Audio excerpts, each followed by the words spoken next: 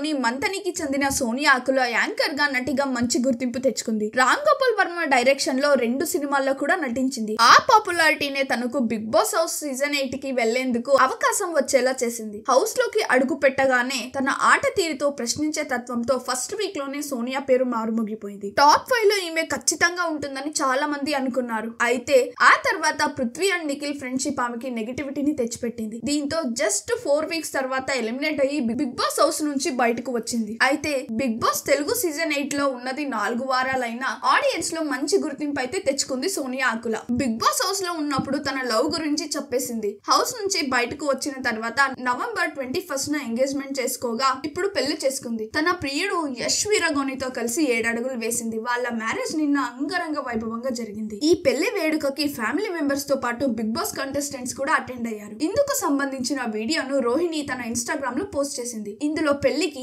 Jessie, Amardeep, Tejaswini, బేబక్క, Rohini, tasty Teja, కిరాక్ సీత కనిపించారు. చిన్నోడు పృథ్వీ కూడా వచ్చాడు. అయితే హౌస్ లో పెద్దోడు అని పిలిచే నిఖిల్ మాత్రం ఎందుకు కనిపించలేదు. అయితే అంత ఫ్రెండ్షిప్ బాండ్ ఉన్న నిఖిల్ ఎందుకు మ్యారేజ్ కి రాలేదని కమెంట్స్ పెడుతున్నారు బిగ్ బాస్ లవర్స్. ప్రెజెంట్ వీరి పెళ్లి ఫోటోలు సోషల్ మీడియాలో వైరల్ అవుతున్నాయి. కొత్త జంటకు నెటిజన్స్ కంగ్రాచులేషన్స్ తెలియజేస్తున్నారు. మీరు కూడా ఆ బ్యూటిఫుల్ ఫోటోస్ ని వీడియోలో చూసేయండి. అలాగే వీడియో నచ్చితే లైక్ చేసి మరిన్ని వీడియోస్ కోసం please do not forget to subscribe the SR general talks.